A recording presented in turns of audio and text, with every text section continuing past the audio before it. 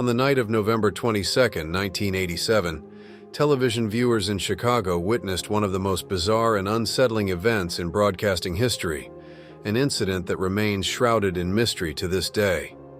Known as the Max Headroom Broadcast Intrusion, it involved an unknown individual or group who managed to hijack the airwaves during two separate broadcasts. The nature of the intrusion was as eerie as it was perplexing, leaving both viewers and authorities baffled. Decades later, the identity of the perpetrator and the exact methods they used remain unsolved, fueling endless speculation and conspiracy theories. The incidents. The first intrusion occurred during the 9 p.m. sports segment on WGN-TV, with sportscaster Dan Roan recapping the day's highlights. Without warning, the screen flickered and abruptly cut to black. Then, in a flash of static, the image returned, but not to the scheduled broadcast.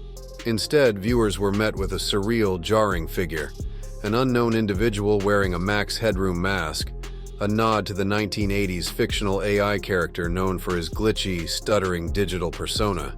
The masked figure stood against a crude, makeshift backdrop designed to mimic Max Headroom's signature wavy, metallic background, achieved with nothing more than a piece of corrugated metal, eerily lit and distorted by deliberate camera tilts. The figure's head bobbed erratically, swaying with exaggerated, jerky motions, while faint, distorted audio crackled in the background. No coherent message was delivered, just bizarre, unintelligible mumbling accompanied by bursts of static and mechanical noise. The intrusion lasted about 25 seconds before WGN engineers quickly switched frequencies and regained control of the broadcast, leaving Dan Roan visibly confused when the feed returned. However, the night's strangeness was far from over. The second, far more unsettling intrusion occurred around 11:15 p.m. during a broadcast of the British sci-fi series Doctor Who on PBS affiliate WTTW. Unlike WGN, WTTW lacked sophisticated security protocols for its transmission, making it easier for the intruder to seize control.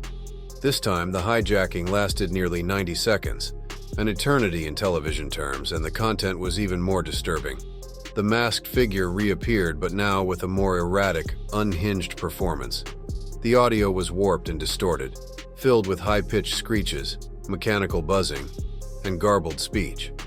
The figure spouted a series of nonsensical, cryptic remarks, referencing WGN, mocking news anchors, and making obscure pop culture references. At one point, the figure held up a can of Pepsi, mocking rival brand Coca-Cola, which had heavily promoted the real Max Headroom character. The performance grew increasingly surreal and unsettling. The masked individual twisted and writhed, laughing maniacally in a high-pitched, distorted voice.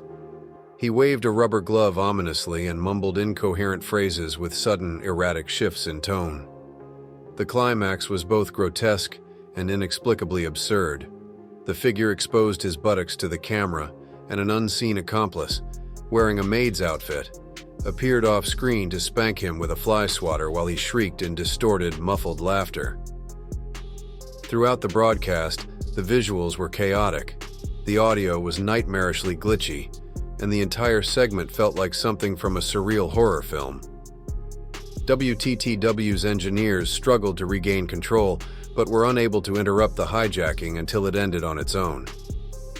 The next day, the incident made headlines, sparking widespread media coverage and an intense FCC investigation. Despite the disturbing nature of the intrusion, no clear motive was ever identified, and the perpetrators were never caught. The event remains one of the most infamous unsolved cases in television history, often cited as a chilling example of how vulnerable broadcast systems once were, and how the most mundane technology can be twisted into something deeply unsettling.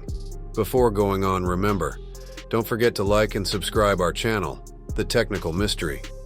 What makes the Max Headroom Broadcast Intrusion particularly perplexing isn't just the bizarre content, it's the technical prowess required to pull off such a stunt. In the 1980s, hijacking a television signal wasn't as simple as hacking into a computer network today. It required not only specialized equipment, but also an intimate understanding of how broadcast infrastructure operated. This wasn't a prank pulled off by an amateur with a home antenna. It was a calculated, technically sophisticated operation. At its core, the hijacking likely involved signal overpowering, a method where a rogue transmission drowns out the legitimate broadcast by emitting a stronger signal on the same frequency. Experts theorize that the perpetrators used a powerful microwave transmitter, possibly combined with a directional antenna, to intercept and override the station's feed. This would have required precise knowledge of the broadcast frequencies used by both WGN-TV and WTTW. Line-of-sight access to the broadcast towers, suggesting the transmission may have originated from a high vantage point, like a rooftop or elevated structure within Chicago's urban landscape. Advanced equipment not readily available to the public, hinting at backgrounds in engineering, telecommunications, or even military technology. Adding to the intrigue is the fact that the second intrusion on WTTW lasted significantly longer, nearly 90 seconds, without being cut off. This implies that the hijackers not only knew how to seize control, but also understood the technical limitations of the station's defenses. Unlike WGN, WTTW's transmitter was remotely operated, with minimal on-site staff making it a softer target. Despite an investigation by the Federal Communications Commission (FCC) and reported involvement from the FBI, no arrests were ever made. The FCC traced the signal's origin to somewhere in the Chicago area, but pinpointing the exact source proved impossible. Even with advanced monitoring equipment, the transient nature of the hijack and the urban environment's complex signal reflections created a digital haystack in which the needle was never found. Theories and speculations. In the absence of answers, theories have flourished, ranging from the plausible to the downright bizarre. Over the years, armchair detectives, conspiracy theorists, and internet sleuths have dissected every frame of the hijacked footage, hoping to uncover hidden clues about the identity and motives of the mysterious, masked figure. 1. The elaborate prank theory. The most widely accepted theory is that the intrusion was an elaborate prank orchestrated by technologically savvy individuals, possibly college students or rogue engineers. Chicago in the 1980s was home to several prestigious institutions with strong engineering programs, such as the University of Illinois and Northwestern University.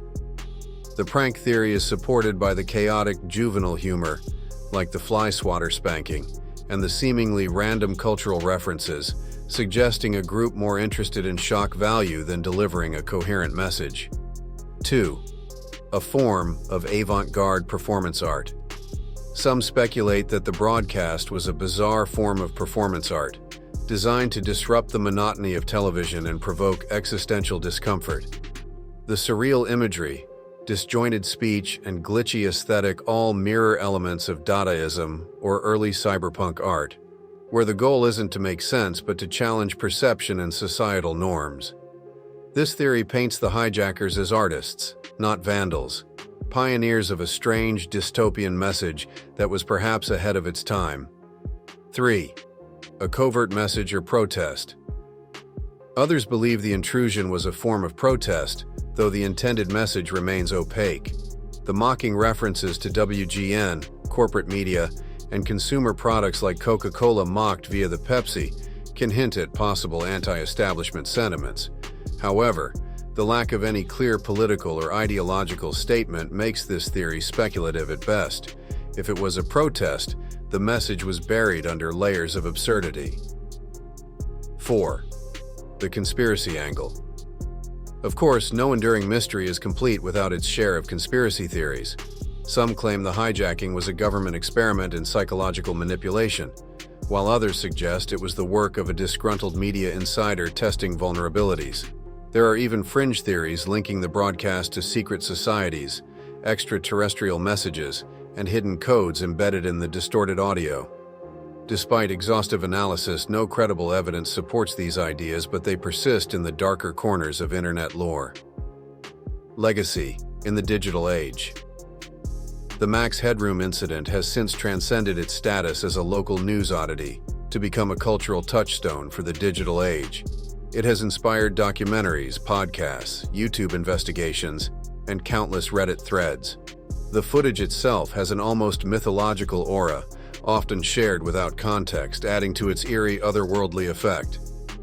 Conclusion: decades later, the Max Headroom incident continues to intrigue and mystify. Its unresolved nature adds to its eerie charm, blending elements of technology, mystery, and a dash of dark humor. Until the perpetrators are identified or new evidence comes to light, the Max Headroom Broadcast Intrusion will remain an enigmatic footnote in the history of television. If you enjoyed this content, don't forget to like, subscribe, and leave a comment below. Your support helps us create more intriguing stories and mysteries.